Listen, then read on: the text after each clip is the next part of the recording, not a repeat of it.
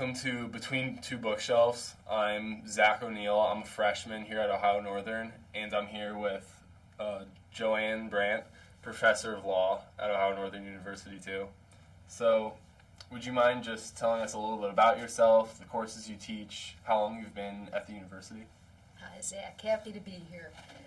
Joanne Brant, and I've been at Ohio Northern University College of Law since 1991. That's 31 years. I teach constitutional law, 1 and 2. That's individual rights and liberties and structural. And I also teach seminars on law and literature, on relations between church and state, and some other things, women in the law, other seminar subjects.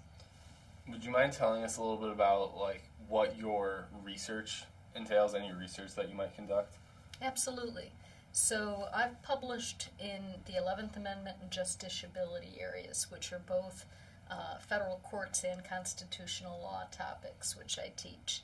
The 11th Amendment is about the state's ability to evade laws that private companies and employers have to comply with, and justiciability is about the question of what's it to you. Are you the right person to sue?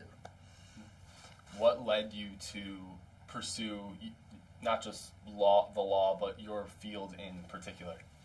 Yeah, so I practiced for close to 5 years. I actually practiced doing appellate labor and employment law, and I enjoyed that very much, and when I first came here I taught that. But I'd always had very strong interests in constitutional law and church and state. I clerked for a federal appellate judge out of law school, and we were lucky to get one of the most important church-state cases in the country that year, and that fed my interest in that area. Wow, that's incredible. Yeah. Have you ever met anyone, like a very prominent figure in the law, any particular official or lawyer that you've met personally? Well, a number of years back, we brought Clarence Thomas to Ohio Northern. Wow. And that was pretty wonderful. And when I clerked for my judge, Sandra Day O'Connor came to Kentucky to watch the Kentucky Derby with him, and we all got to meet and chat with her, and that was wonderful. That's incredible. So after all that experience, what made you choose ONU and to stay at ONU in particular? Yeah, so they offered me a teaching package that included courses I love a great deal. Federal courts is a leading one. They brought constitutional law to me, so the teaching package meant a lot. But I've taught at other universities. I've taught at the University of Alabama. I've taught at the University of Freiburg in Switzerland. And I found that ONU students are really a special group, and the relations you can build with them are wonderful things. And I think that's easier to do in a place our size than it is at big universities. For sure. So for students like me who might be considering law school in the future, especially like younger freshmen, what advice would you give to them?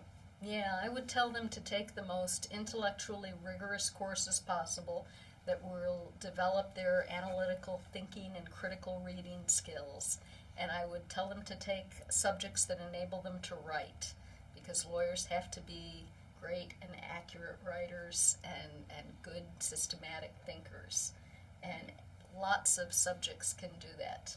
I was a philosophy and government major, but we've had successful students in the hard sciences, engineering, English.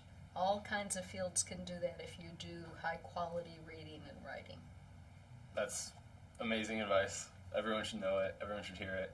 Great. Thank you so much, Professor Brant. It was a pleasure talking to you. All right, so before we go, do you have any outside interests that you really love to do outside of teaching? Absolutely. Just this January on break, I went to a conference in California and ended up spending an extra week or so hiking in the San Jacinto Mountains, seeing Joshua Tree National Park, and enjoying things out there. I sail a little sunfish, which is what you teach 10-year-olds to sail with, and they go very fast, and it's a lot of fun. And for over a decade, I had a racehorse. I taught him to jump, and we competed at show jumping, and I had wanted to be an equestrian for a long time, so that was a great thing to experience. That's cool. That's a cool contrast between wanting to become an equestrian and then ending up becoming a lawyer. Absolutely. It's two very different paths. So very, very different. So, but it's not a bad thing sometimes to be able to keep your passion as recreation. while Absolutely. you make a living at something that is a little steadier. Absolutely. There must be a balance between doing good work and also having some fun, too. Exactly. Couldn't agree more. So thank you so much for having this conversation on Between Two Bookshelves. It was great talking to you. It was fun talking to you, Zach. Thank you.